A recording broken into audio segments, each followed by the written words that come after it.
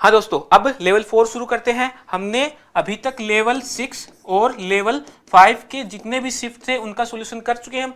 ये हमारा तीसरा वीडियो है, इसके अंदर एक ही शिफ्ट हुई थी, उसका सॉल्यूशन करेंगे हम। जितने भी 35 क्वेश्चन थे उनका सबका।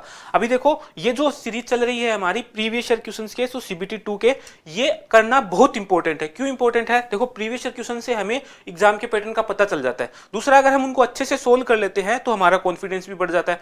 और एग्जाम के अंदर प्रिपरेशन के अलावा सबसे जो इंपॉर्टेंट रोल है, मतलब आपका सिलेबस तो कवर होना ही चाहिए, उसके साथ जो इंपॉर्टेंट रोल होता है वो होता है कॉन्फिडेंस का। कॉन्फिडेंस अगर आपका अच्छा है तो आपका एग्जाम अच्छा जाएगा। अगर आपको कॉन्फिडेंस नहीं है तो आपकी तैयारी पूरी होने के बावजूद भी आपका एग्जाम खराब ही जाएगा। ये 100% दावा है। अभी तक के जितने भी हमारे एक्सपेरिमेंट हुए हैं उनमें यही पता चला है कि जिस बच्चे का कॉन्फिडेंस अच्छा होता है तो उसकी तैयारी होने के बाद उसका एग्जाम अच्छा जाता है। अगर कॉन्फिडेंस नहीं है तो तैयारी भले ही कितनी भी कर लो, एग्जाम खराब ही जाएगा। ठीक है, तो अब देखो, अब टाइम इंपॉर्टेंट है, अभी आप रिवीजन कर रहे हो तो ज्यादा डिस्कशन नहीं करते, एग्जाम ये क्वेश्चन शुरू करते हैं। देखो, सबसे पहले हमें क्वेश्चन दिया गया 1683, 2244, 5049 का HCF हमें अक्स बताया गया है। अक्स के अंकों का योग क्या होगा? अक्स के अंकों का योग हम देख रहे हैं कि ये जो नंबर है ना, ये वाला नंबर 9 का मल्टीपल है। ये 8 और 4 12, 12 मतलब 3 आ गया, ये 3 का मल्टीपल बनेगा। डिजिट सम 3 आ गया मतलब 3 का मल्टीपल होगा। यहां से हम देखें तो ये 9 का मल्टीपल है, तो इनका HCF 9 का मल्टीपल नहीं आएगा लेकिन 3 का मल्टीपल आएगा। तो 3 के देखें, हम देखें तो डिजिट सम इसका 6 है, इसका 3 है, तो ये 2 ऑप्शन आ गए, 2 कट गए, है ना। तो ये 2 के लिए अब क्या चेक करेंगे? अब डिविजिबिलिटी अंकों के योग में तो केवल हमारे पास 3 और 9 ही है, 9 का नहीं है, 3 है, लेकिन 3 के भी 2 ऑप्शन आ गए। तो अब हमें चेक करना होगा कि इन दोनों के अंदर हमारा HCF कौन सा होगा, तीनों का, है ना। तो अब हमें निकालना पड़ेगा HCF। देखो निकालते कैसे है, तो जब भी हमें कोई भी नंबर, जितने भी नंबर दिए गए हैं उनका HCF निकालना है तो हमें ऐसे नंबर देखने हैं जिनके बीच का डिफरेंस हमें सबसे कम दिखे, है ना, कम निकालना है। ऐसा क्यों करते हैं हम? देखो, डिफरेंस ही क्यों निकालते हैं। लेट सपोज हमारे पास दो नंबर है A और B, ये किसी नंबर H से डिविजिबल है, अलग अलग डिविजिबल है, तो इन दोनों का सम जो होगा ना, A प्लस B, ये भी H से डिविजिबल होगा, हमेशा होगा ऐसा ही। और A माइनस बी भी क्या होगा? H से डिविजिबल होगा। इन दोनों नंबर्स का जो डिफरेंस है वो भी H से डिविजिबल होगा, हमेशा होगा। आप कोई भी हमेशा उठा के देख लेना। अब हम डिफरेंस वाले पे बात करते हैं। डिफरेंस, ये जो नंबर है ना H, ये इनके डिफरेंस से कभी भी बड़ा नहीं होगा, कभी भी बड़ा नहीं हो सकता। मतलब ऐसा कोई नंबर ऐसा अवेलेबल नहीं होगा हमारे पास जो इन दोनों को पूरी तरीके से विभाजित कर दे और इन दोनों के डिफरेंस से बड़ा हो, ऐसा कभी भी नहीं हो सकता। हम एग्जांपल उठा सकते हैं। लेट सपोज 15 जो है ना, 15 है वो 5 से डिविजिबल है। हम उठा लेते हैं दूसरा, लेट सपोज 45 है, 45 भी है, वो भी 5 से डिविजिबल है। तो इन दोनों का जो डिफरेंस है ना, इन दोनों का डिफरेंस कितना आ जाएगा? ये 30 आ जाएगा। 30 भी 5 से डिविजिबल होगा ना। तो ऐसा नंबर 30 से बड़ा हमारे पास ऐसा कोई भी नंबर नहीं होगा जो इन दोनों को पूरी तरीके से विभाजित कर दे, है ना। हमेशा या तो 30 बनेगा, या तो 30 बन सकता है, या फिर 30 से छोटा 30 का कोई फैक्टर बनेगा, है ना। ये याद रखना, इसलिए हम इनका डिफरेंस निकालते हैं। तो हमें क्या चेक करना है? इनका क्या निकालना है? इनका HCF निकालना है। HCF क्या होता है? जो इन सभी को पूरी तरीके से विभाजित कर दे। तो हम डिफरेंस निकाल लेते हैं। डिफरेंस या तो HCF बन जाएगा या फिर डिफरेंस का कोई फैक्टर हमारा HCF बन जाएगा। तो यहां से हम डिफरेंस निकाले 2244 और 1683 का, तो ये कितना बनेगा? यहां से हम देखें 1 बनेगा ना, 1, यहां से बनेगा 6 और ये बन जाएगा 5 और ये रह जाएगा 5, 561, है ना, 561। ये जो नंबर है क्या इन सबको डिविजिबल कर रहा है? इन सब से डिविजिबल है ये? इन सबको डिवाइड पूरी तरीके से कर देगा क्या? ये 561 को अगर हम 3 से मल्टीप्लाई करेंगे तो ये 3, 18 और कैरी 1, 15 और 1 16, 1683 है, मतलब ये 3 गुना है इसका। ये 561 का कितना गुना है? ये 4 गुना है। 561 को अगर हम 4 से मल्टीप्लाई कर दे तो कितना आ जाएगा? ये 4, 24 कैरी 2 और ये 20 और 2 22, 22 44, 4 गुना आ गया। ये यहाँ पर यूनिट प्लेस 1 है और यहाँ पर ये यूनिट प्लेस 1 बना है ना, और यहाँ पर 9 है। तो किससे मल्टीप्लाई करें? किससे मल्टीप्लाई करें? 9 से मल्टीप्लाई कर देने पर ये नंबर आ जाएगा। मतलब 561 जो है इन सभी को पूरी तरीके से विभाजित कर रहा है। तो इनका HCF क्या होगा? 561, है ना, 561। तो इनके अंकों का योग क्या हो जाएगा? इनके अंकों का योग, अंकों का योग कितना हो जाएगा? 11 और 1 12, 12 कितना हो जाएगा? ऑप्शन बी हमारा आंसर हो जाएगा। अंकों का योग ही निकालना था। ठीक है, नेक्स्ट में दिया गया हमें राम और दीप्ति प्रत्येक ने 2 वर्षों की अवधि के लिए 30% प्रतिवर्ष चक्रवर्ती ब्याज पर 8,000 की राशि का निवेश किया। राशि क्या है? 8,000। यहां पर चक्रवर्ती ब्याज लग रहा है 30% की रेट से, टाइम दिया गया है 2 वर्ष। हालांकि जबकि राम के लिए ब्याज वार्षिक रूप से संयोजित है और दीप्ति के लिए हर 8 महीने में संयोजित होता है, तो राम तो हमारा एनुअल कंपाउंडेड करेगा और जो दीप्ति है वो 8-8 महीने से देगी। तो दीप्ति की इफेक्टिव रेट ऑफ इंटरेस्ट निकाले हम तो वो कितनी बन जाएगी? यहां से जो इस पर ब्याज लगेगा ये 12 महीने पे 30% है, तो 8 महीने पे कितनी हो जाएगी वो निकालनी है। तो ये 3 है, ये 2 है, ये 10 गुना, ये 10 गुना 20। तो दीप्ति जो होगी वो 20% की रेट से देगी। कितने टाइम तक देगी? 2 साल बताया है, 2 साल में 24 महीने, 8-8 से देगा तो 3 बार दे देगी, 3 बार। तो 3 बार का इफेक्टिव रेट ऑफ इंटरेस्ट निकालेंगे हम तो कितना आ जाएगा? यहां से 3 और ये 1, तो 20 है 60, और यहां से इसको सोल्व करेंगे तो ये 1200 और ये 8,000, तो 00, ये 80 इसमें ऐड हो गया, तो 80 यहां पे रह गया, 12 यहां पे आ जाएगा 72, ये बना लेगा 72। तो 72.8 जो है इसकी इफेक्टिव रेट ऑफ इंटरेस्ट बन जाएगी। प्रिंसिपल का उसको जो ब्याज मिलेगा वो 72.8% निकालना होगा हमें। तो ये तो दीप्ति का आ गया है ना। और जो राम है, राम को क्या लग रहा है कि राम को तो वार्षिक ब्याज ही देना है 30% की रेट से 2 साल का, तो इसकी इफेक्टिव रेट ऑफ इंटरेस्ट क्या बन जाएगी? राम की 30 का 2:1, ऐसे ही होता है गोल्डन रेशियो, ये बनेगा 60 और इसका स्क्वायर करेंगे तो 900, तो ये कितना बन जाएगा? 69%। दोनों के बीच का हमें क्या पूछा है? 2 साल की अवधि के अंत में राम की तुलना में दीप्ति को ब्याज के रूप में कितनी अधिक राशि मिलेगी। तो जो ब्याज में जो डिफरेंस आएगा ना वो इसी रेट की वजह से आएगा, है ना, क्योंकि प्रिंसिपल तो सेम ही है। तो ये कितना है? ये सर 3.8% है। 3.8% निकालना है हमें 8,000 का, है ना। परसेंट से 00 कट गया, 80 से मल्टीप्लाई करेंगे तो ये 0, 8 8 64, केरी 6 आ जाएगा, यहाँ से 24 और 6 30, 304 रुपए ना। एक के बाद डेसिमल लगेगा ना तो ये 0 कट गया, 304 रुपए उन दोनों के बीच का डिफरेंस आ गया। ठीक है। नेक्स्ट में दिया गया हमें एक आयत का विकर्ण 53 सेंटीमीटर है, इसका क्षेत्रफल 1260 है, आयत का परिमाप निकालना है। तो आयत का परिमाप क्या होता है? L + B × 2 होता है सर। आयत का विकर्ण क्या होता है? L² + B² बराबर क्या हो जाता है? डायगोनल का स्क्वायर हो जाता है। तो ये विकर्ण स्क्वायर दे रखा है हमें 53, ये 53 स्क्वायर लिख सकते हैं, लिखा जा सकता है सर। और आयत का क्षेत्रफल क्या होता है? L × B होता है। L × B हमें 1260 दिया है। ठीक है, हमें L + B निकाल ले हम, तो ये वैल्यू हम निकाल सकते हैं आसानी से। L + B क्या होता है? L² + B² + 2LB, तो ये 53 स्क्वायर + 2 × 1260, यही करना है। 53 स्क्वायर निकालना है हमें, तो 53 स्क्वायर कर सकते हैं क्या? याद है आपको कितना होता है? देखो 50 का 2500, 2601, फिर 2704 और 2809, है ना। ये कितना बन जाएगा? 24,2520। ठीक है, इन दोनों को ऐड करेंगे तो ये 29 बनेगा, 25 25 50, है ना, और 3 53। तो L + B का स्क्वायर, ये स्क्वायर की बात करें, L + B स्क्वायर कितना आ जाएगा यहाँ से? 53 × 29। तो ये किसका होता है? इसका स्क्वायर रूट करना है हमें। तो स्क्वायर रूट करने के लिए कैसे करेंगे? ये याद है, ये कितने के आसपास है? हम देखें इसको तो ये 70 से तो ऊपर चला गया और 75 से कम है। 75 का करेंगे तो कितना आ जाएगा? 56 25। तो इसका मतलब यूनिट प्लेस पे 9 आया है, तो ये ऑब्वियस 73 का स्क्वायर है, 73 का। तो रूट कितना हो जाएगा? 73। L + B की वैल्यू 73 आ गई, हमें 2 गुना चाहिए इसका 2 गुना निकाल देंगे तो ये हमारा परिमाप आ जाएगा। इसको 2 से मल्टीप्लाई कर देगी, ये बन जाएगा 146 ऑप्शन डी हमारा आंसर हो जाएगा। तो स्क्वायर और स्क्वायर रूट कैसे फाइंड करते हैं उसके लिए हमें ये किंग ऑफ कैलकुलेशन की बुक है, इसका पूरा कंप्लीट वीडियो आपको यूट्यूब पे मिल जाएगा, नियॉन क्लासेज के चैनल पर।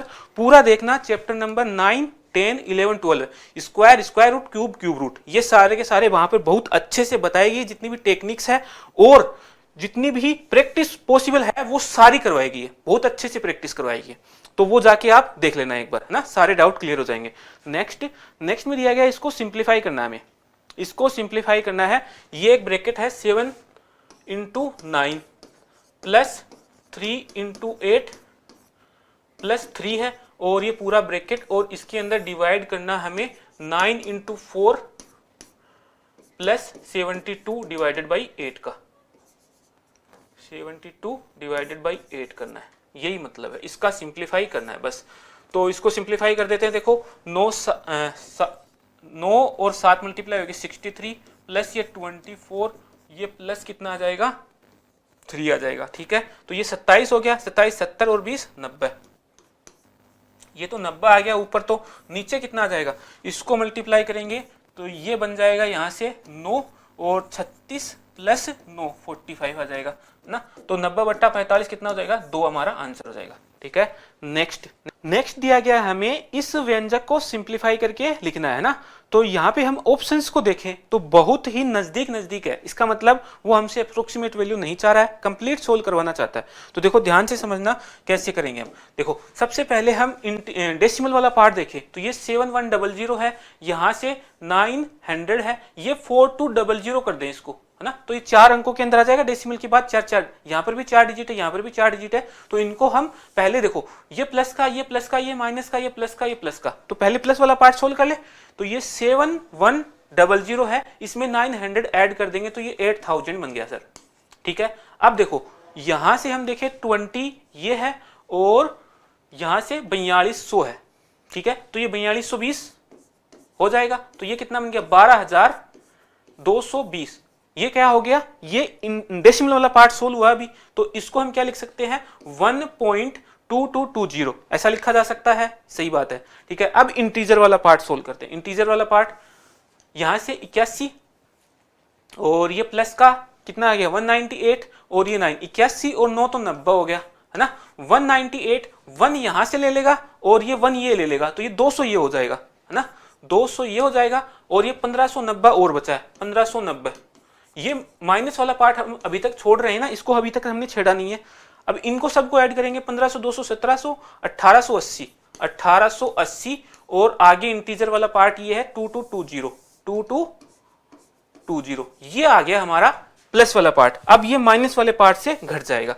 माइनस वाला पार्ट है कितना सर, ये 2071.1985 है, इसमें से हमें घटाना है 1880.2220 घटाना है। ठीक है, इसको सोल्व करेंगे तो ये 5 आ जाएगा, यहां से ये 6 आ जाएगा।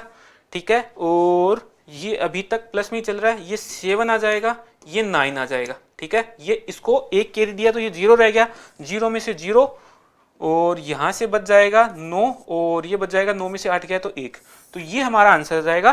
ठीक है, और ये माइनस का था तो ये माइनस का। ठीक है, ये 190.9765 माइनस का ये ऑप्शन दिया गया है, ऑप्शन बी हमारा आंसर है। कर सकते हैं। अब देखो इसमें डिजिट सम कैसे लगाएंगे, इतनी बड़ी कैलकुलेशन थोड़ा ना करेंगे एग्जाम के अंदर। अब देखें हम डिजिट सम कैसे लगेगा इसके अंदर। तो डिजिट सम के अंदर डिजिट सम से रिप्लेस कर दें इन सभी नंबर्स को।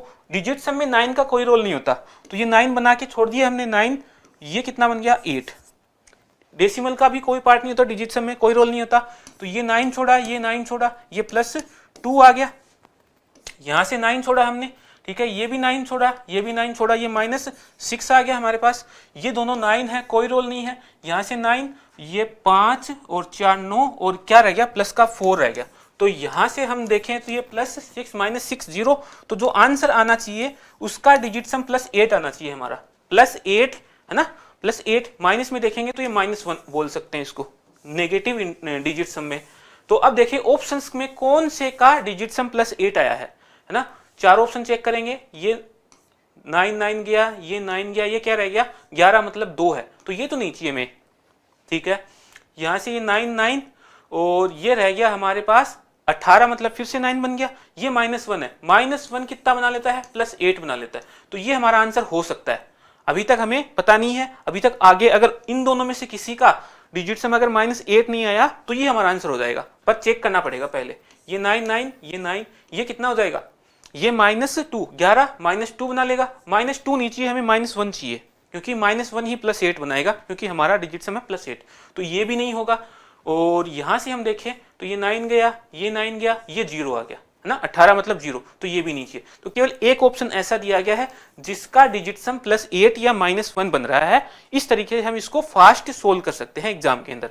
नेक्स्ट में दिया गया है, यदि एक व्यक्ति अपनी सामान्य गति से 7/8 पर चलता है तो वह अपने कार्यालय सामान्य समय से 20 मिनट देरी से पहुंचता है, उसके द्वारा लिए जाने वाला सामान्य समय कितना है। तो उसने गति कितनी कम कर दी, गति उसकी जो स्पीड है वो 1/8 से कम हो गई, तो उसका जो टाइम है वो 1/7 से बढ़ जाएगा। बढ़ने वाला समय ये है, 1 की वैल्यू हमें कितनी दी है 20 है, तो सामान्य समय 7 है, तो इसकी वैल्यू कितनी हो जाएगी 140 उसका सामान्य समय। ये तो सीपीआर हो गया।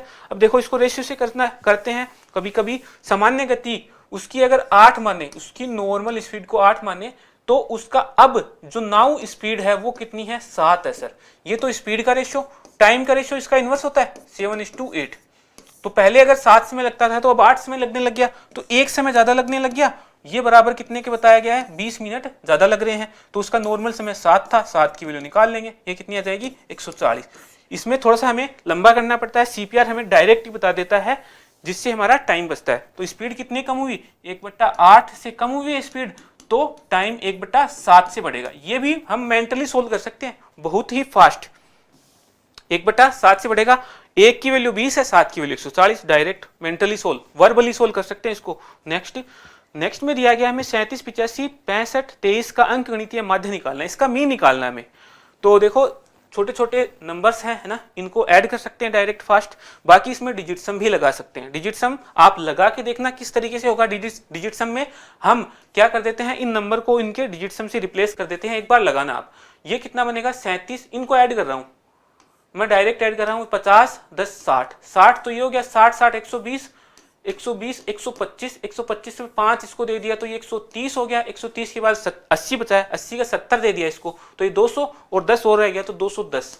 210 में 4 का भाग देना है, तो 200 + 10 हो गया ना, 200 + 10, 10 को भी मैं 8/8 + 2 लिख दिया। अब 4 के अंदर भाग देना आसान है, तो यहां से ये देखो 50 बन गया, ये 2 बन गया और ये 0.5 बन गया, तो 52.5 हमारा आंसर आ जाएगा, ऑप्शन डी। डिजिट सम आप लगा के देखना एक बार, ठीक है। डिजिट सम में क्या बनेगा, देखो नीचे 4 का भाग लगेगा, 4 का भाग नीचे आ गया तो ऊपर नीचे 7 से मल्टीप्लाई कर देना इसको, इससे 28 बनेगा, ये नीचे है ना 28 बनेगा, तो उसका डिजिट सम कितना बन गया 1 बन गया। अब आपको डिजिट सम पूरा सीखना है तो किंग ऑफ कैलकुलेशन का जो चैप्टर 1 है या फिर उसकी एप्लीकेशन सीखनी है तो चैप्टर नंबर 21, वहां पर डिजिट सम की एप्लीकेशन दी गई है। ये सारे क्वेश्चन बहुत ही अच्छे से सोल्व करवाए गए, वो वीडियो देख लेना आप। नेक्स्ट में दिया गया है, एक व्यक्ति क्रमशः 50 किलोमीटर प्रति घंटा, k किलोमीटर प्रति घंटा, 25 किलोमीटर प्रति घंटा की गति से 250, 120 और 50 किलोमीटर की दूरी तय करता है। यदि पूरी यात्रा के दौरान उसकी औसत गति 42 किलोमीटर प्रति घंटा है तो k का मान बताना है हमें। देखो एवरेज स्पीड क्या होती है, एवरेज स्पीड होती है total distance upon total time. Total time हमें नहीं दिया गया है, लेकिन हमें क्या बताई गई है, ये एवरेज स्पीड बता दी और टाइम हम निकाल सकते हैं इससे, है ना। फिर इन दोनों का हम भाग देके सोल्व कर लेंगे। एवरेज स्पीड हमें बताई गई है 42 किलोमीटर पर आवर। हमें टाइम और चाहिए, टाइम निकालेंगे। देखो 250 किलोमीटर की दूरी 50 किलोमीटर पर आवर की स्पीड से तय करेगा तो टाइम कितना लग जाएगा, ओवियस 250/50 लग जाएगा, है ना। ऐसे ही करते हैं। तो ये पहला जो टाइम है ये T1 को बोले तो ये 5 आवर लगा रहा है, ठीक है। दूसरा 120 किलोमीटर की दूरी k किलोमीटर पर घंटे से तय करी है तो टाइम कितना हो जाएगा 120/k हो जाएगा, ठीक है। तीसरा क्या है 25 किलोमीटर पर आवर से 50 किलोमीटर की दूरी तय करिए तो इसमें 2 घंटे लग गए, तो टोटल 7 घंटे और 120/k लग गया, इतना टाइम लग गया। ये तो टाइम आया हमारा, ये टाइम है सर, है ना। टोटल डिस्टेंस कितनी हो गई, टोटल डिस्टेंस हम देखें तो ये देखो 250 और 50 ये हो गया 300, 400, 420। अब ये टोटल डिस्टेंस 420 का भाग, 420 में इस टाइम का भाग लग जाएगा तो ये एवरेज स्पीड 42 आ जाएगी, ठीक है। इसको ये सोल्व कर देते हैं, ये 0 रह गया, यहां से इधर ये चला जाएगा तो ये दोनों कितने के बराबर हो जाएगा 10 के बराबर। देखो इसको यहां पे लेके आएंगे तो ये लिखा जाएगा 7 + 120/k और इधर कितना रह गया 42 से कटने के बाद ये 10 रह गया, ये 7 इधर जाएगा माइनस का हो जाएगा तो ये कितना रह जाएगा 3 के बराबर, है ना। इसको सोल्व करेंगे, ये 40, k की वैल्यू कितनी आ जाएगी यहाँ से 40, k की वैल्यू कितनी आ जाएगी 40, ऑप्शन डी में दिया गया। अच्छा सवाल है। नेक्स्ट में दिया गया है, एक दी गई संख्या k से 10 कम, दी गई संख्या k से 10 अधिक और दी गई संख्या k से 38 अधिक कंटिन्यूड प्रोपोर्शन में। कंटिन्यूड प्रोपोर्शन का मतलब क्या हो गया, a का b के साथ में जो रेशियो है वही b का c के साथ में हो जाए, यही कंटिन्यूड प्रोपोर्शन होता है। तो पहला जो नंबर दिया गया है कोई नंबर k है, k से 10 कम का जो रेशियो है k के 10 ज्यादा के साथ वही रेशियो होगा जो k का 10 के साथ और k के +38 के साथ होगा, है ना। ये a मान लिया, ये b मान लिया, ये b हो जाएगा तो फिर ये c हो जाएगा। इस तरीके से इसको हमें सोल्व करना है। अब k के लिए सोल्व करना है तो इन दोनों को मल्टीप्लाई करना होगा, ये इन दोनों को मल्टीप्लाई करना होगा, तो ये k + 10 का स्क्वायर बन गया। k + 10 स्क्वायर ये बराबर हो जाएगा k - 10 और k + 38 के, है ना। अब इन दोनों को मल्टीप्लाई करेंगे, स्क्वायर के बराबर हो जाएगा। तो इसका स्क्वायर ओपन कर रहे हैं, ये k स्क्वायर प्लस 10 गुणा 2 20 k हो जाएगा प्लस 100, ये बराबर होगा हमारे पास, ये k से मल्टीप्लाई किया तो ये k स्क्वायर हो जाएगा -10k प्लस 38k, तो कितना हो जाएगा प्लस 28k, ये हो गया। और इन दोनों को मल्टीप्लाई करेंगे तो -380 हो जाएगा, माइनस प्लस और माइनस मल्टीप्लाई होकर माइनस बन जाएगा। k स्क्वायर से k स्क्वायर कट गया, ये 20k इधर आएगा तो कितना बना लेगा 8k बना देगा सीधा, और ये 380 100 के पास जाएगा तो 480 बना देगा, है ना। k की वैल्यू निकालने के लिए 8 का भाग लग जाएगा तो कितना आ जाएगा 60, k की वैल्यू कितनी आ जाएगी 60, ऑप्शन सी के अंदर दिया गया। कंटिन्यूड प्रोपोर्शन, मीन प्रोपोर्शन, चतुर्थांक, चतुर्थ प्रोपोर्शन होता है, एक मीन प्रोपोर्शन होता है, एक तृतीय अनुपात होता है। तो ये सारे आपके टिप्स पर होने चाहिए। इस तरीके के क्वेश्चन जो बनते हैं कॉन्सेप्चुअल, ये इंपॉर्टेंट होते हैं। इस तरीके के जब अचानक से आ जाते हैं सामने तब ये सोल्व नहीं हो पाते, ठीक है। नेक्स्ट में दिया गया हमें, यदि किसी संख्या से 23/3 अधिक है 25/6, कोई संख्या x मान ली, इससे 23/3 अधिक कौन है 25/6 अधिक है ना। तो x की वैल्यू निकालनी है हमें, तो यहां से ये माइनस में चला जाएगा तो ये 25/6 बन जाएगा। इसको 6 बनाने के लिए इसको 46/6 लिख सकते हैं। ऊपर नीचे हमने क्या कर दिया 2 से मल्टीप्लाई कर दिया, ये 25 - 46, तो यहाँ से माइनस का 21 रह गया, नीचे 6 आ गया। इसको सोल्व करेंगे 3 से कटेगा, ऊपर आ जाएगा 7, नीचे आ जाएगा 2, तो x की वैल्यू कितनी आ जाएगी -7/2, ऑप्शन ए, ठीक है। नेक्स्ट में दिया गया है ए, बी और सी एक कार्य को क्रमशः 12, 16 और 24 दिन में पूरा कर सकते हैं। बी और सी ने 4 दिनों तक एक साथ कार्य किया, फिर सी ने कार्य छोड़कर चला गया और ए ने उसका स्थान ले लिया। शेष कार्य कितने दिनों में पूरा हो जाएगा। देखो क्या दिया गया है, ए, बी और सी 3 लोग हैं, ये 12, 16 और 24 दिन में काम पूरा कर सकते हैं। तो इसका टोटल काम हम लिख दें 48 हो जाएगा। तो इसकी एफिशिएंसी 4, इसकी एफिशिएंसी 2, इसकी एफिशिएंसी 3, इसकी एफिशिएंसी 2, ठीक है।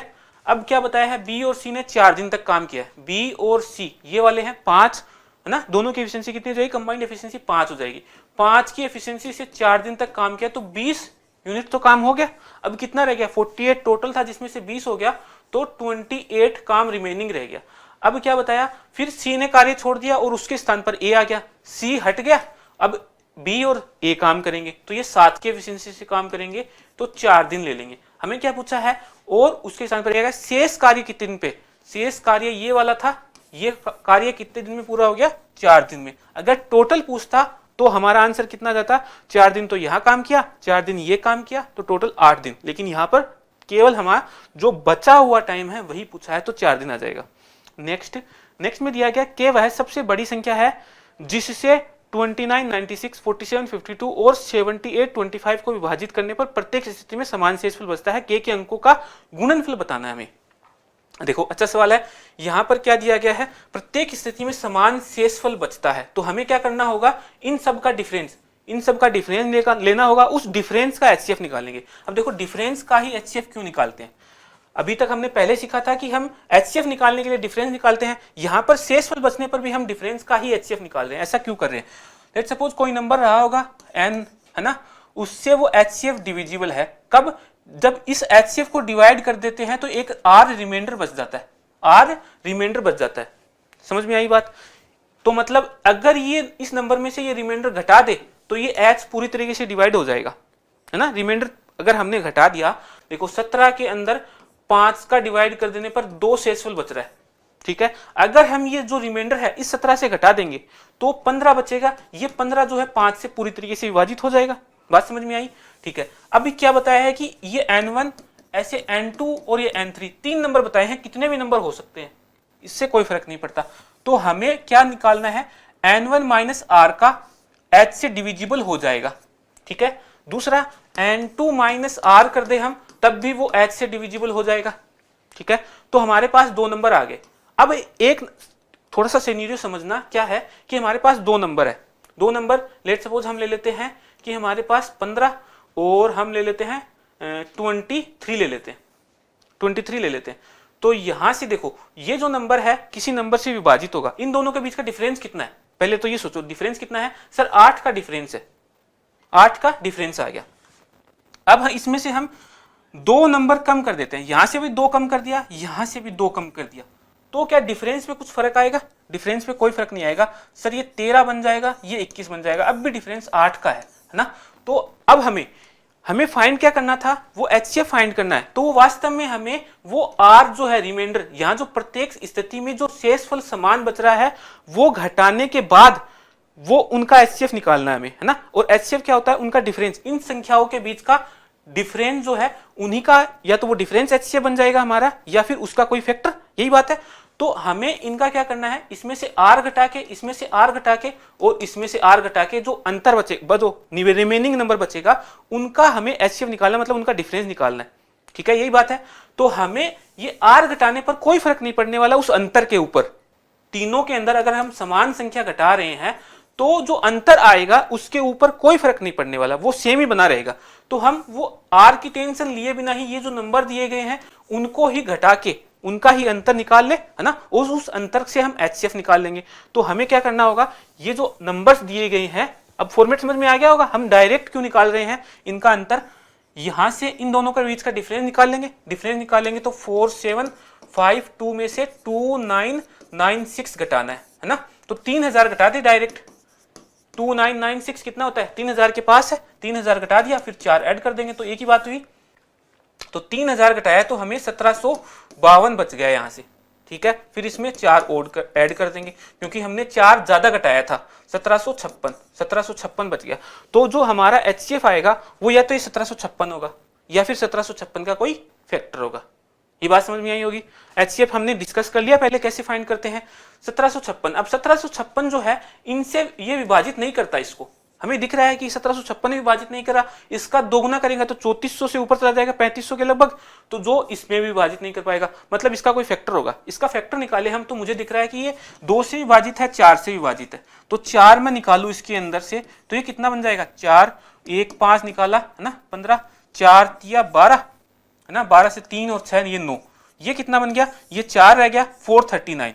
439 का क्या हम और फैक्टर कर सकते हैं, 439 इज ए प्राइम नंबर। जो प्राइम नंबर है आपको 1 से 1000 तक के सीखने हैं, है ना। अब प्राइम चेक कैसे करते हैं, प्राइम चेक करने का मतलब हुआ कि इससे एक छोटा परफेक्ट स्क्वायर देखेंगे हम, या तो इससे बड़ा देख लो या फिर इससे छोटा, इससे बड़ा देख लेते हैं। इससे बड़ा एक परफेक्ट स्क्वायर देखा है ना, 441 आ गया, उसका रूट किया 21। अब हमें देखना है कि 21 तक के जितने भी प्राइम्स है वो इससे विभाजित, इसको विभाजित कर पाते कि नहीं कर पाते, तो कोई भी विभाजित नहीं कर पाता। लेकिन अगर आपको याद है कि ये 439 है, एक प्राइम है, प्राइम की पूरी लिस्ट दी गई है किंग ऑफ कैलकुलेशन के अंदर, वो देख लेना आप ना, PDF आप डाउनलोड कर लेना नियॉन क्लासेस टेलीग्राम चैनल से। तो यहां से हम देख रही है कि 4 जो है ना, ये पूरी इन नंबर को पूरी तरीके से विभाजित नहीं कर पाएगा क्योंकि यहां पर 4 है ही नहीं। इसका मतलब ये बचा हुआ प्राइम है ना, इनका HCF है, ठीक है, ये बात समझ में आई होगी। तो प्राइम फैक्टर मिलते ही हमें पता चल गया इसके अंदर कि इनका HCF हमें मिल गया 439, यही था। अब हमें क्या करना है, इनके अंकों का गुणनफल करना है। तो ये कितना बन जाएगा, 12 × 108, 108 ऑप्शन डी हमारा आंसर हो जाएगा। ये भी बहुत ही अच्छा सवाल है।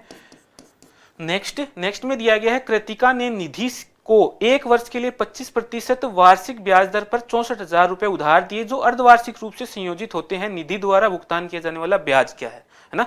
तो 25% की रेट दी गई है, अर्धवार्षिक से संयोजित हो रही है, तो 25/2 बना लेगी, 25/2। अब इसका इफेक्टिव रेट ऑफ इंटरेस्ट निकालना थोड़ा मुश्किल है, 25/2 मतलब 12.5 बनेगा, है ना। फिर उसको 2 और 1 करेंगे, 2 साल 1 वर्ष के लिए, तो 2 साल की 2 1 करेंगे, तो ये थोड़ा कॉम्प्लिकेटेड हो जाएगा।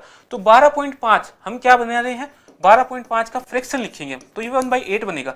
तो प्रिंसिपल अगर 8 है तो 1 का ब्याज बन के कितना बना लेगा, ये 9 बना लेगा। तो पहली साल में अगर प्रिंसिपल 8 है तो अमाउंट 1 बन गया, 1 ऐड होके 9 बन गया। तो 2 साल में इसका स्क्वायर कर देंगे तो वो इनका क्या आ जाएगा, प्रिंसिपल और अमाउंट का रेशियो आ जाएगा। तो ये 64 और 81 ये बना लेगा 2 साल के अंदर। अगर प्रिंसिपल 64 है तो अमाउंट 81 हो जाएगा। तो यहां से हम देखें तो ब्याज कितना बन गया, ये ब्याज बन गया हमारे पास 17 रुपीज। अगर प्रिंसिपल 64 रुपए है तो ब्याज 17 रुपए मिल जाएगा हमें। तो यहां पर ही कितना है, 64,000 है, तो ये ब्याज का भी 1000 गुना 17,000 रुपए हो जाएगा। तो इस तरीके से थोड़ा सा स्मार्ट अप्रोच लगानी है, केवल एक ही अप्रोच के ऊपर स्टिक नहीं रहना है। कभी कभी जो अप्रोच डायरेक्ट होती है वो किसी सवाल के अंदर कैलकुलेशन बढ़ाती है, किसी सवाल के अंदर कैलकुलेशन घटा देती है। तो ये जो अप्रोच है यहां पर हमें डायरेक्ट पता चल रहा था कि ये 8 से 9 हो गया, 8 से 9 हो गया, तो ये 8 का कितना हो गया, स्क्वायर का 64 का 1000 गुना हो गया। तो जो अमाउंट बनेगा ना वो भी जो 9 होगा उसके स्क्वायर का 1000 गुना हो जाएगा, तो 8100, बाकी इन दोनों के बीच का डिफरेंस निकाला तो वो 1700 आ जाएगा, है ना। तो स्मार्ट अप्रोच से हमें काम में लेना है। नेक्स्ट में दिया गया है एक बेलन एक गोले के अंदर अंकित है, गोले की त्रिज्या बेलन की त्रिज्या का 5/6 गुना है। बहुत ही अच्छा सवाल है, ध्यान से समझना। गोले की त्रिज्या बेलन की ऊंचाई का 5/6 गुना है। तो ये देखो जो गोला है उसके अंदर बेलन है, तो यहां से हम देखें तो ये जो बेलन बनेगा इस तरीके से ले सकते हैं, इसको बेलन अलग बना देते हैं कलर, ये बेलन आ जाएगा इस तरीके से अंदर अंकित होगा। अब ये जो बेलन है ना ये कभी भी गोले की ऊपर की जो सरफेस है ना, ये वाला सरफेस, ये इसको टच नहीं करेगा, कभी भी नहीं टच करेगा। आप एक बार 3D इमेज सोच के देखना, यहाँ पर अगर हम इसके अंदर बेलन रखेंगे, गोले के अंदर बेलन रखेंगे, तो जो ऊपर की सरफेस होगी वो इसकी कर्व सरफेस को नहीं टच कर पाएगी, है ना। तो ये जो हाइट है, ये हाइट हमें कितनी बताई गई है, ये है 6। अगर 6 माने ना 5/6 है, तो जो गोले की त्रिज्या बेलन की ऊंचाई की 5/6 है ना।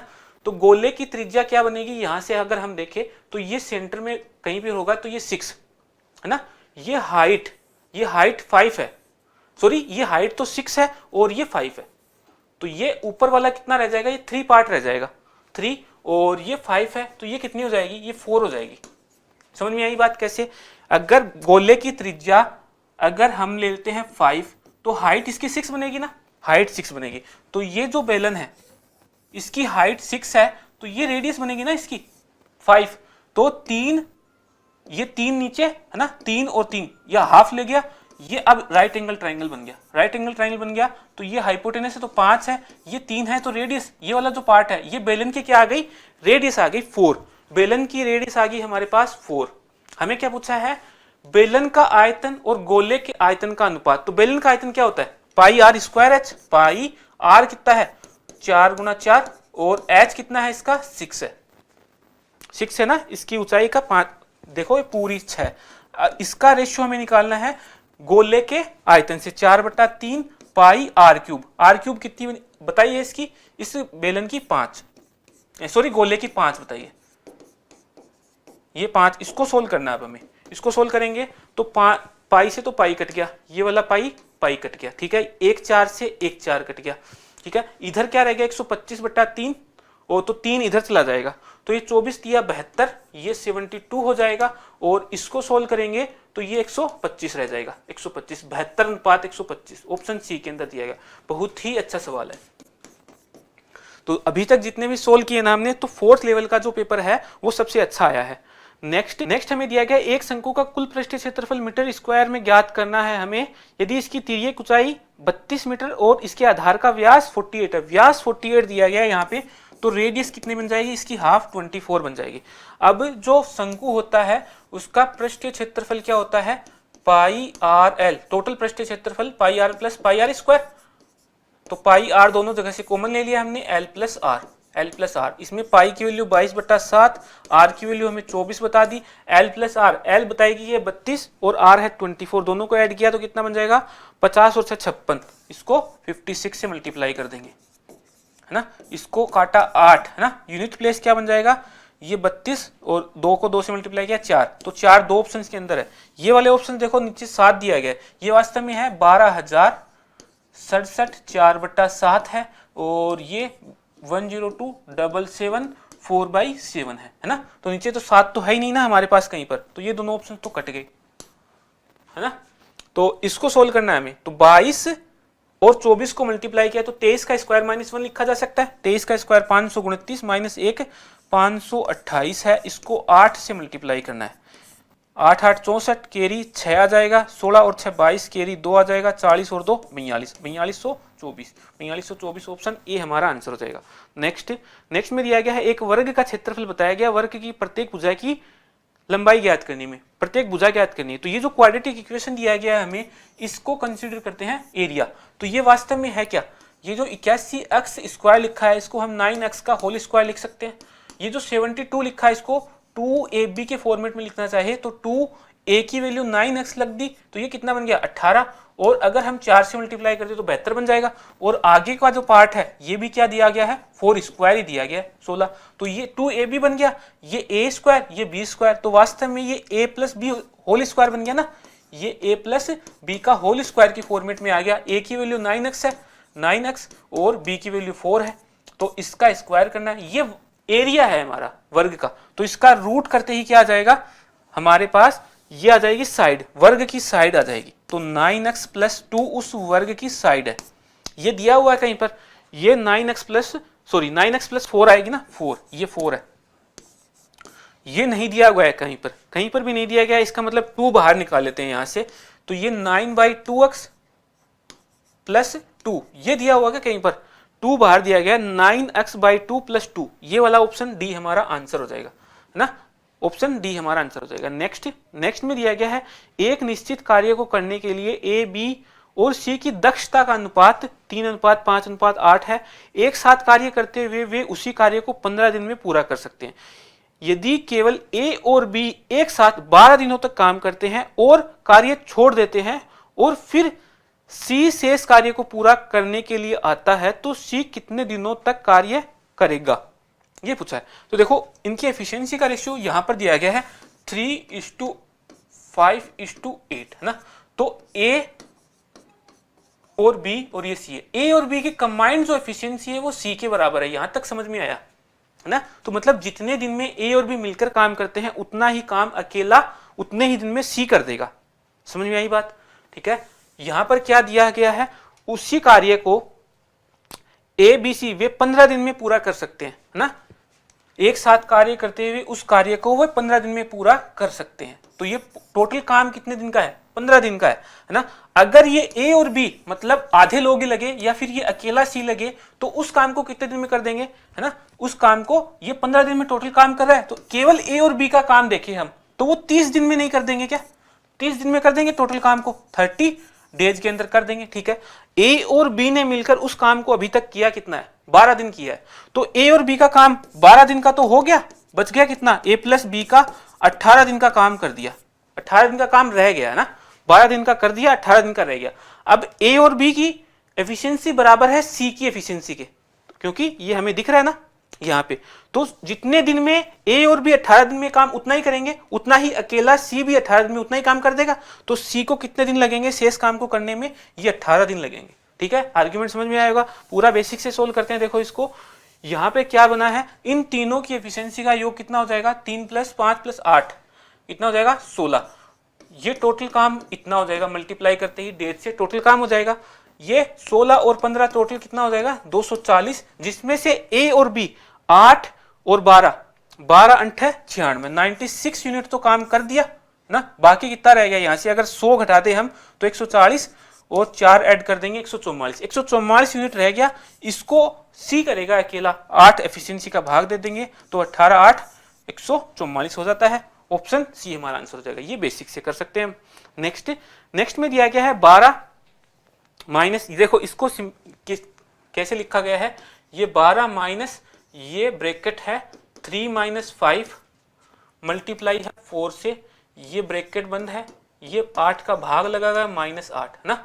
अब ये अलग पार्ट है ना, ये वाला पार्ट इसी के आगे, नीचे इसके पूरा ये जो पार्ट है ये इसके नीचे लिखा गया, ठीक है। तो अलग अलग सोल्व कर सकते हैं इसको, ऊपर अलग वाला पार्ट सोल्व हो जाएगा, नीचे अलग वाला पार्ट सोल्व हो जाएगा। तो ऊपर वाला सोल्व करते हैं सबसे पहले, तो देखो यहां से बना है -2 है ना, -2 और मल्टीप्लाई होगा 4 से, तो ये बन गया -8 यहाँ पर माइनस है, यहाँ डिवाइड है, तो पहले डिवाइड होगा, तो -8 में 8 का भाग लगेगा तो कितना आ जाएगा -1 आ जाएगा, -1 आ गया, ठीक है। ये 12 -1 और ये माइनस ये भी -1 है, तो ये प्लस हो गया ना, तो ये 13 और माइनस का 8 है, 13 माइनस 8 कितना आ जाएगा सर, ये +5 आ गया। तो ऊपर वाला पार्ट में ये जो पार्ट है ना उसकी वैल्यू +5 लिख सकते हैं।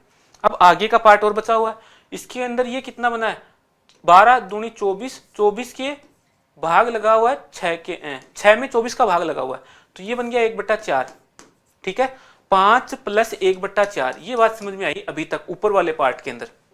ठीक है, ये हम इसको हटा के ऊपर वाला जो पार्ट है इसकी जगह ही रख देते हैं हम 5 + 1/4, तो ये बन गया 21/4। ऊपर तो बन गया 21/4, नीचे वाला पार्ट और देखते हैं। देखो यहां पर भी डिवाइड ही है, ये कितना बन गया 120, मल्टीप्लाई हो गया 120, 15 में भाग लगेगा, 15 120, तो कितना बन गया 1/8।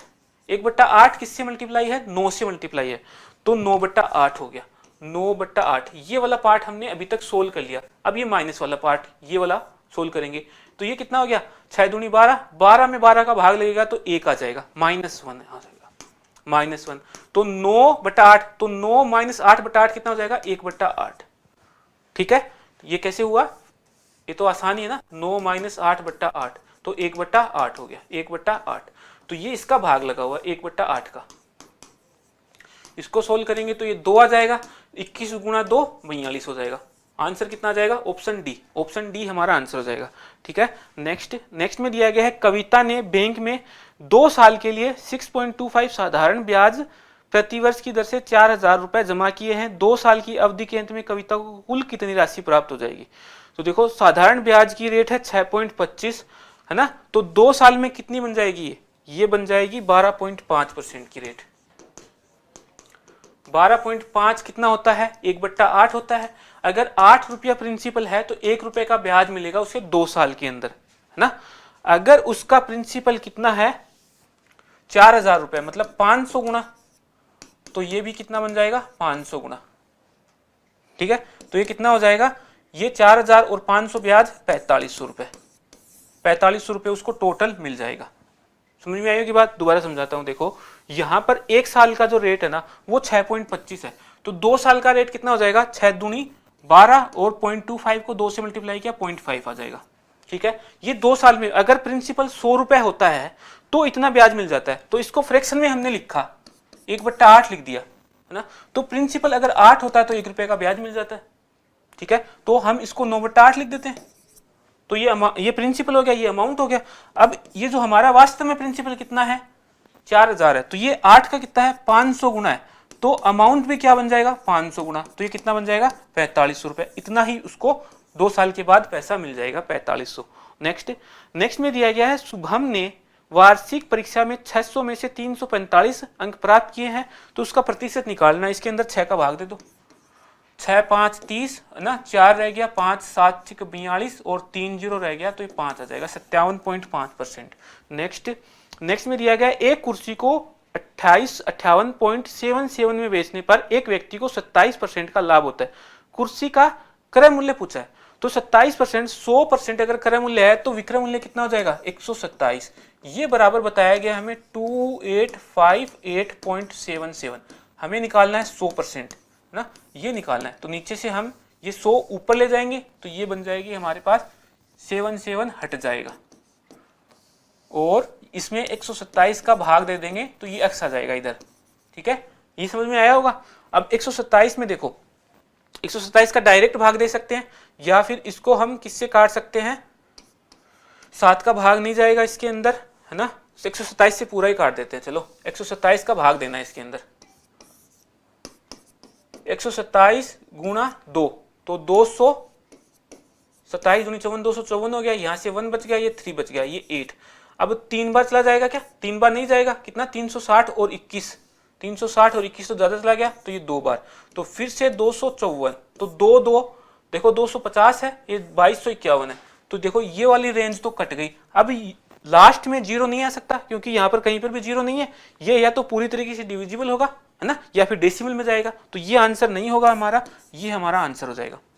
ठीक है, 0 कब आ जाएगा, जब यहाँ पर लास्ट में कहीं 0 होता तभी आता, ये हमारा आंसर हो जाएगा। बाकी पूरा चेक कर सकते हैं हम, देखो आसानी से चेक करेंगे इसका, ये 4 और ये रह जाएगा 6 और ये 64 रह गया, यहाँ तक हम सोल्व कर चुके हैं। अब ये आ जाएगा 7, तो कितनी बार भाग चला जाएगा, यहाँ पे 5 बार चला जाएगा क्या, 12 पंजो 60, तो ये 600 और ये 35, 635 भाग चला जाएगा 5 बार, 635 आ जाएगा। ये कितना रह गया, ये रह गया हमारे पास 2 और ये 1 आगे 7 है, तो एक बार और चला गया, देखो 2251 ही आया ना, ऑप्शन डी।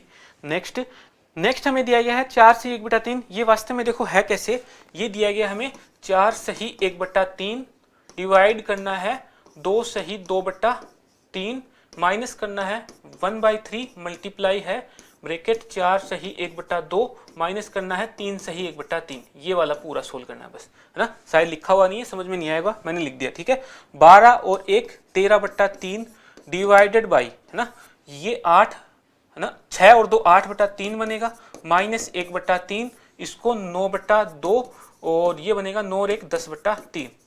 इसको सोल्व करेंगे तो ये 9 या 27 माइनस 20, तो 7/6 लिख देगा इसको लिख देंगे हमने 7/6 मल्टीप्लाई है इससे 7/6 से, तो ये कितना बन जाएगा 7/18, 7/18, है ना। इसको हम मल्टीप्लाई करेंगे 6 से ऊपर नीचे, तो नीचे बन जाएगा 18, ऊपर बन गया 48, 48 माइनस 7/18 है ना, तो ये 41/18 बन गया, 41/18। इसका भाग देना है 13/3 के अंदर, तो मल्टीप्लाई में चेंज करेंगे 13/3 मल्टीप्लाई बाई 18/41, तो इसको सोल्व करेंगे तो ये 6 बन गया और ये 13 छिक्का 78, 78/41, है ना। तो एक बार भाग चला जाएगा, रिमेनिंग कितना रह जाएगा, ये 7 रह गया, ये 3 रह गया, ये आ जाएगा हमारा आंसर 1/37/41, ये वाला पार्ट 1/37/41, ऑप्शन डी, ये हमारा आंसर हो जाएगा, ठीक है।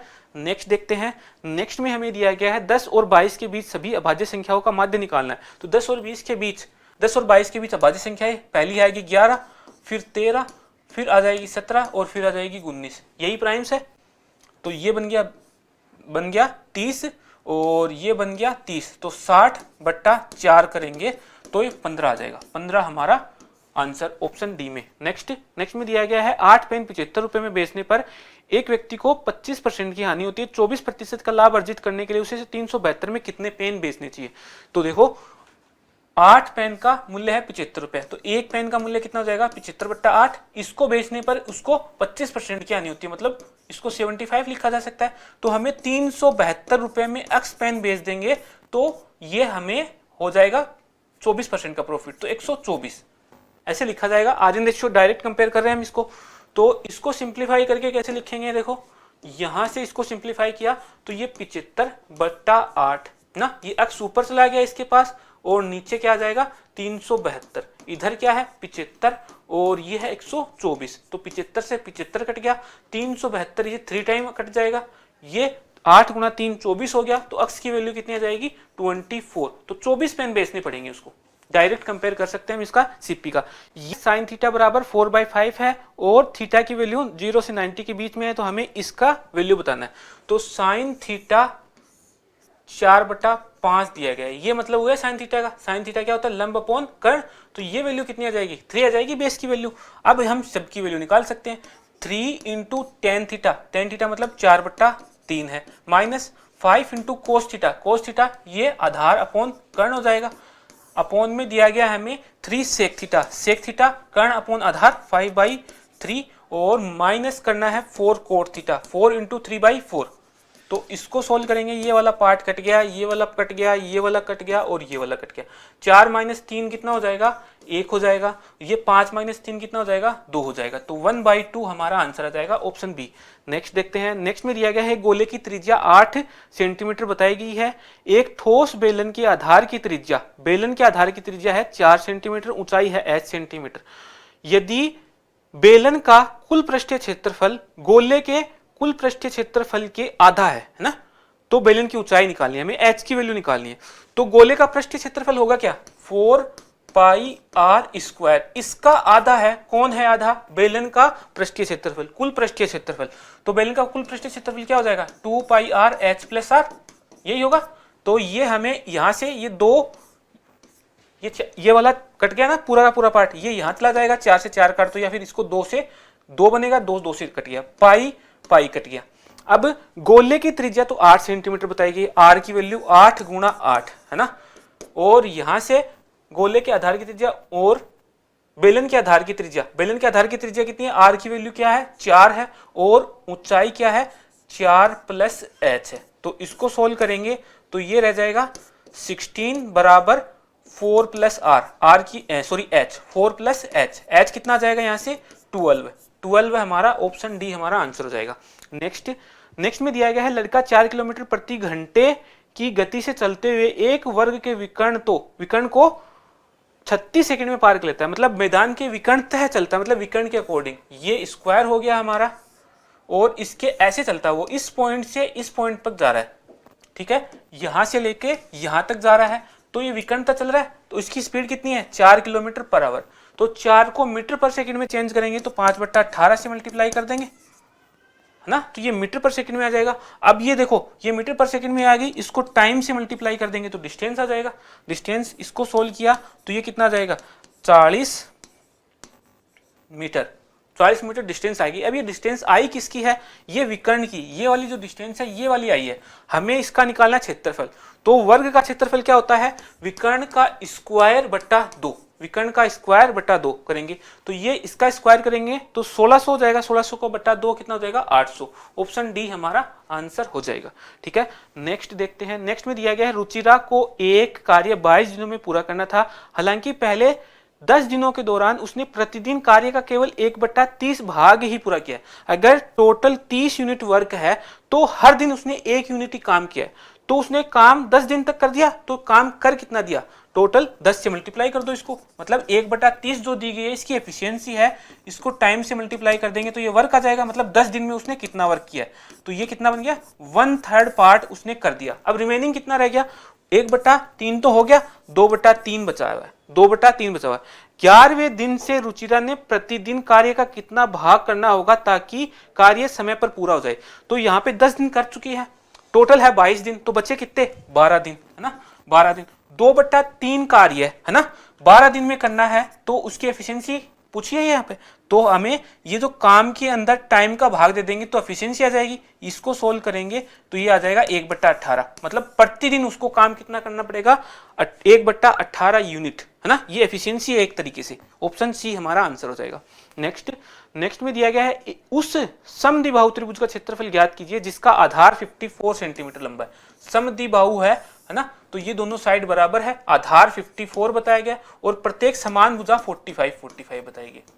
ठीक है, तो हमें निकालना है इसका एरिया, तो यहां से अगर इस शीर्ष से हम एक लंब डालें तो ये दोनों साइड्स को बराबर बराबर डिवाइड करेगा। समद्विबाहु त्रिभुज की प्रॉपर्टी होती है ये, एक शीर्ष से सम्मुख भुजा पर डाला गया लंब सम्मुख भुजा को समद्विभाजित करता है, मतलब ये दोनों समान भुजाएं हैं, यहां पर जहां पर मिल रही हैं समान भुजाएं, उस शीर्ष से असमान भुजा पर लंब डालते हैं तो इस असमान भुजा को ये बराबर बराबर भागों में बांटेगा, तो ये 27 है, ये 27 है।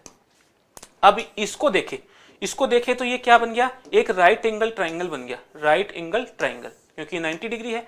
इसका रेशियो निकालेंगे तो 9 5 45 हो गया, 9 3 27 हो गया, तो ये साइड निकालेंगे तो 9 × 4 36 बन जाएगी ना, 3 4 और 5 का क्या बन गया, ट्रिपलेट बन गया यहाँ पे 3 4 5, तो ये कितना गुना है, ये भी 9 गुना है, ये भी 9 गुना है, तो ये ऑब्वियस 9 गुना होगा ना, इसका मल्टीपल्स में चले गए, किसी भी ट्रिपलेट के जितने भी मल्टीपल बनते हैं वो भी पाइथागोरियन ट्रिपलेट बनते हैं, तो ये 36 आ गई। तो ये वास्तव में है क्या, ये तो हाइट ही है ना, इस त्रिभुज का हमें बेस पता है और इस त्रिभुज की हमें हाइट भी पता चल गई, अब तो एरिया निकाल देंगे, तो ये बनेगा 27, है ना, तो 27 को 36 से मल्टीप्लाई करना है, इसमें 27 × 3 है, सॉरी 27 का मतलब कितना हो गया 9 × 3, तो ये 9 × 3 है, ये 9 × 4 है, तो 9 × 9 बन गया 81 को 12 से मल्टीप्लाई करेंगे, यूनिट प्लेस पे 2 आएगा क्या, यूनिट प्लेस को 2 को 1 से मल्टीप्लाई करने पर 2 आ जाएगा, ये ऑप्शन सी हमारा आंसर हो जाएगा। यहाँ पर यूनिट प्लेस काम में आ गया हमारे, तो इसको पूरा करके देख लेते हैं एक बार, 12 कैरी 1 96 और 1 97 972, ऑप्शन सी हमारा आंसर हो गया। नेक्स्ट में दिया गया है एक समलंब चतुर्भुज है, उसकी समानांतर भुजाओं के युग्म क्रमशः है 18 और 15 सेंटीमीटर है, दोनों भुजाओं के बीच की दूरी 12 सेंटीमीटर, समलंब का क्षेत्रफल। तो समलंब के बारे में हम पीछे बात कर चुके हैं, इसमें क्या होता है एक पेयर तो क्या होता है समानांतर भुजाओं का होता है ना, और एक पेयर क्या होता है असमानांतर भुजाओं का, इनके बीच की जो डिस्टेंस होती है समानांतर भुजाओं की जो बीच की डिस्टेंस है उसी को हाइट बोलते हैं, है ना। तो यहाँ पर समानांतर भुजाएं 18 और 15 है, ये वाली 18 है, ये वाली 15 है, तो इसका एरिया होता है 1/2 गुणा समानांतर भुजाओं का योग और समानांतर भुजाओं के मध्य की दूरी, है ना। इसको सोल्व करेंगे तो ये 6 बन गया, यूनिट प्लेस पे 8 आएगा, ये बन गया ऑप्शन ए, ये हमारा आंसर आ जाएगा। 6 18 होता है, 18 कैरी 1 18 और 1 19 198, ठीक है। नेक्स्ट में दिया गया है, मान लीजिए n वह सबसे छोटी संख्या है जिसे 15 25 35 40 42 से विभाजित करने पर प्रत्येक स्थिति में एक शेष रहता है। यदि n जो है 271 से पूर्णतः विभाजित है, n के अंकों का योग क्या होगा, n के अंकों का योग पूछा हमें। तो वास्तव में जो n ना, है ना, वो क्या है, इन सब का HCF बनेगा पहले तो, फिर उसमें प्रत्येक में एक बार शेषफल बचता है, तो वो HCF नहीं, LCM, इन सब का LCM ऑफ इन सब का नंबर का LCM बनेगा, फिर उसके अंदर +1 होगा, है ना। और ये जो नंबर आएगा ये क्या आना चाहिए, 271 से पूरी तरीके से विभाजित भी होना चाहिए, 271 से पूरी तरीके से विभाजित होगा तो वो हमारा आंसर होगा, उसका डिजिट सम हमें निकालना है। तो देखो कैसे करेंगे, इन सब का एलसीएम निकालेंगे, ठीक है, इन सब का एलसीएम निकालेंगे तो क्या बनेगा, ये 15 गुणा 3 है तो ये 5 गुणा 3 बन गया, ठीक है, 5 गुणा 3, ये 5 स्क्वायर बन गया, ये 7 गुणा 5 है और ये 2 की पावर 3 गुणा 5 है और ये 21 गुणा या 21 गुणा 2 है, यह 7 6 का 42, 7 गुणा 6, 6 को 2 गुणा 3 लिख दिया। इसका एलसीएम निकालें तो सबसे बड़ी पावर कौन सी है, 2 की, तो 2 की पावर 3 आ गई, 5 की आ गई, 5 की पावर 2 आ गई और यहाँ पर और 3 है एक और एक 7 है, ये वाले नंबर्स आ गए, ये इनका एलसीएम बन जाएंगे। तो यहाँ से 2 तो 0 बन गए हमारे पास, है ना, यहाँ से 2 रहा है, 3 रहा है, 6 रहा है, तो ये कितना आ जाएगा 42, 21 दूनी 42, तो 4200, ठीक है। फिर इसके अंदर एक ऐड होगा, अगर ये 271 से विभाजित है तब तो हमारा आंसर होगा, वरना हमें 242 का कोई मल्टीपल देखना होगा, उसमें एक ऐड करके 271 का भाग देना होगा, ये हमारा आंसर हो जाएगा। तो हम देख सकते हैं 271 का ये कितना बन जाएगा, 4200 के प्लस 1 271 271, तो क्या 4201 है वो 271 से विभाजित है क्या, नहीं है, है ना। कितना बनेगा, देखो इसको विभाजित करके देखें हम, तो 4200 के अंदर इसको हम कैसे लिख सकते हैं, आगे लिखते हैं, देखो इसको 4200 के प्लस 1 और 271, तो 4200 को 2 इतना लिख दिया पहले तो, ठीक है, ये के आ गया। फिर हमें 4200 में से बाकी बचा हुआ पार्ट कितना रह गया, 4200 में से 200 ये घटा दिया 7110, तो यहाँ से 90 रह गया, ये 1 में से 7 गया तो ये 4 रह गया, ये 1 रह गया, 1490, तो 1490 ये इसका कितने के लगभग हो जाएगा, 5 के लगभग, 27 पंजो 135, 6 देखें तो 1200, ठीक है, 6 42 कैरी 4 हो जाएगा, 5 के लगभग ही आ जाएगा, ठीक है। 5 गुणा देखें तो 1350 प्लस 5 1355, बाकी बचा हुआ पार्ट कितना रह जाएगा, यहाँ से 1355 के आ जाएगा, बचा हुआ पार्ट रह गया ये 5, ये 3 रह जाएगा और यहाँ से रह जाएगा हमारे पास 135 135 के और प्लस 1, अब इसके अंदर 271 का भाग देंगे, है ना। अब देख रहे हैं हम कि ये वाला जो पार्ट है इससे विभाजित, ये वाला पार्ट विभाजित है ही, हमने इसमें भाग देखी तो देखा है, ये वाला इसका मल्टीपल देखना होगा हमें, जिससे हमें के की वैल्यू एक ऐसी रखनी होगी जहां पर इसको मल्टीप्लाई करके +1 से डिवाइड हो जाए तो ये पूरा का पूरा नंबर डिवाइड हो जाएगा, है ना, यही मतलब हुआ। तो के की वैल्यू जब हमने 2 रखी, 1 पे तो नहीं हुआ, 136 बनेगा, 1 पे 2 रखेंगे तो ये बन जाएगा 270 प्लस 1 271, तो ये वाला पार्ट डिविजिबल, ये वाला पार्ट डिविजिबल, ये वाला पार्ट डिविजिबल, मतलब के की वैल्यू जब हम 2 रख देते हैं तो ये 4200 के प्लस 1 है, ये 271 से विभाजित हो जाएगा, तो 4200 गुणा 2 कितना हो जाएगा 8400 और इसमें एक ऐड किया तो ये हो जाएगा, है ना। अब हमें क्या करना है, इसके अंकों का योग निकालना है, अंकों का योग निकालेंगे तो ये 8 4 12 और 1 13, है ना, 13 हमारा आंसर आ जाएगा, ऑप्शन डी। अच्छा सवाल है, ठीक है। नेक्स्ट में हमें दिया गया है एक 8 अंकीय संख्या बताइए 11 से विभाज्य, तो ए का मान ज्ञात करना में, तो 11 की डिविजिबिलिटी के लिए जो इवन प्लेसेस पर जो नंबर है उनका सम ओड प्लेसेस पर जो नंबर है उनके सम के बराबर हो जाना चाहिए, या फिर उनका डिफरेंस जो है वो 0 हो जाना चाहिए। तो इनको देख रहे हैं हम, 6 और 2 8 और 3 11, 11 प्लस ए बन गया, 11 प्लस ए, ये बराबर होना चाहिए इन वाले नंबर्स के, तो ये 6 और 13 19, तो ए की वैल्यू कितनी आ जाएगी, यहाँ से 8 आ जाएगी। ये हमारा 8 हो गया। दूसरा तरीका कैसे कर सकते हैं, इसमें हम देख सकते हैं जो दो दो के पेयर बनाएंगे और ये जो सम है, पेयर्स का सम है वो 11 का मल्टीपल बनना चाहिए। तो इनका सम कितना बन गया, ये 80 और 6 86, 86 और प्लस 39 है 39, तो इसको हम 2 देके 88 बना के छोड़ देंगे।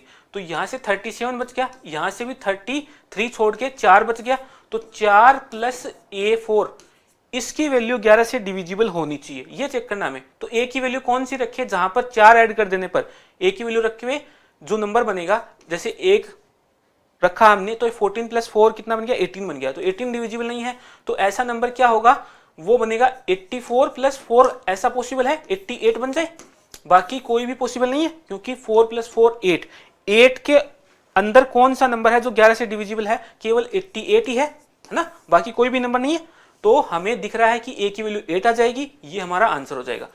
डिविजिबिलिटी, ये जो हमने सेकंड रूल लगाया है, ये 99 की डिविजिबिलिटी का रूल है। अगर 99 की डिविजिबिलिटी आपको सीखनी है तो किंग ऑफ कैलकुलेशन का जो चैप्टर नंबर 8 है, 8 होगा शायद, 8 के अंदर पूरी तरीके से बताएगी, है ना, वो वीडियो आप देख सकते हैं। तो ये समझ में आया होगा। अब चलते हैं नेक्स्ट के अंदर। नेक्स्ट में दिया गया है एक वर्गीकृत डेटा का बहुलक और माध्य क्रम से 27.5 और 28.5 है। इंपीरिकल फॉर्मूले का यूज करते हुए हमें माध्यिका ज्ञात करनी है, मीडियन बतानी है। तो इंपीरिकल फॉर्मूला क्या होता है, 3 मीडियन बराबर 2 मीन प्लस मोड, ये हो गया, है ना। इसी को हमने नंबर लाइन पर रिप्रेजेंट कर दिया था, यहां पर मीन आया था, ये मीडियन है और यहां पर मोड होता है। तो इन दोनों के बीच के डिफरेंस का और इन दोनों के बीच के डिफरेंस का रेशियो 1:2 बनता है ना। तो ये बताया गया हमें मीन 28.5 और ये बताया गया 27.5, ठीक है। ये डिफरेंस हो गया कितना, 1। अब ये 1 डिवाइड कितने में होना चाहिए, 1:2 के रेशियो में, मतलब 3 के बराबर हो जाएगा। 1 है 3 के बराबर, तो 1 वाला पार्ट कितना हो जाएगा, यहाँ से 0.33 बनेगा, ये तो 0.33 और ये 0.66। तो हम क्या देख सकते हैं, 27.5 में 0.66 ऐड करके मीडियन निकाल सकते हैं, या फिर 28.5 में से 0.33 घटा के हम मीडियन निकाल सकते हैं, ठीक है। तो यहाँ पे देखो 27.5 के अंदर हम 0.66 ऐड कर देते हैं, 0.666, तो ये 0 ये 0 6 और ये 6 11 और कैरी 1 ये 8 और ये 2 आ जाएगा। तो ये 28.166 जो ऑप्शन ए के अंदर दिया गया 28.17, ठीक है। ये समझ में आया होगा। इसमें भी हम वैल्यू रख सकते हैं, वैल्यू रख के देख लो, भले इस फॉर्मूले से कर लो।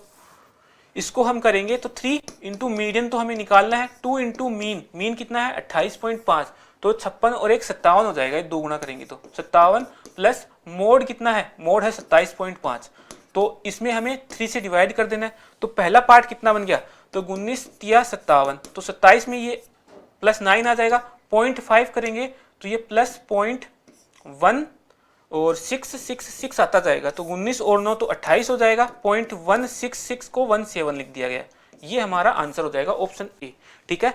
नेक्स्ट में दिया गया हमें रवीश ने एक किताब का 4/5 भाग पढ़ लिया है, जबकि सोमा ने अपनी किताब का केवल 5/8 हिस्सा ही पढ़ा है। हालांकि दोनों की अपनी अपनी पुस्तकों के 120 पृष्ठ बाकी हैं। रवीश द्वारा पढ़े गए पृष्ठों की संख्या का कितना भाग सोमा ने पढ़ा है ना। तो समझ में आएगा, 2 कैंडिडेट है, एक तो रवीश है और एक सोमा है। तो रवीश ने अपना 4/5 पढ़ लिया, तो बच कितना गया, 1/5 बच गया, है ना।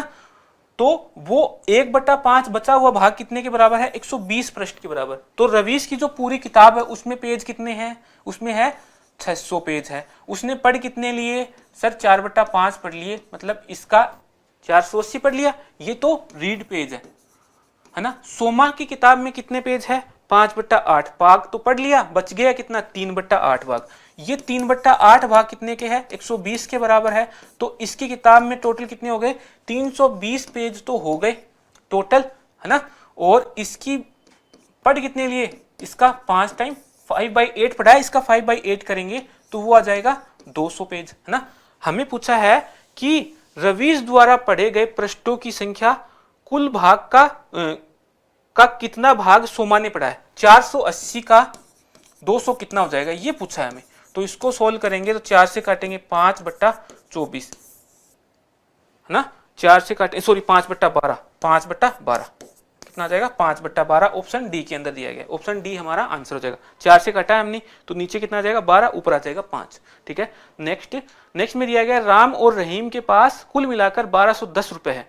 यदि राम की राशि का 1/3 रहीम की राशि के 2/5 के बराबर है। राम की राशि का 1/3 और रहीम की राशि के 2/5 के बराबर है। ये बराबर बराबर तो इनका राम का और रहीम का हम रेशियो निकाल सकते हैं क्या? ये 6/5 आ जाएगा। ठीक है, ये टोटल कितना आ गया 11 और ये बराबर बताया गया है 121 के। तो 11 बराबर है 12 10, 121 0 के बराबर है। तो हमें क्या पूछा है? रहीम का हिस्सा कितना है? 5 हिस्सा पूछा है। तो ये कितना हो जाएगा 110 बनेगा, 5 से मल्टीप्लाई करेंगे तो 550। रहीम को कितना हिस्सा मिल रहा है? 550 रुपए। 550 ऑप्शन सी में दिया गया। ठीक है, तो ये हो गया हमारा लेवल 4 का जो शिफ्ट है वो कंप्लीट हो गई। ये अभी तक की सबसे अच्छी शिफ्ट थी ना। अब करेंगे हम नेक्स्ट वीडियो के अंदर लेवल 3 के सारे सॉल्यूशन।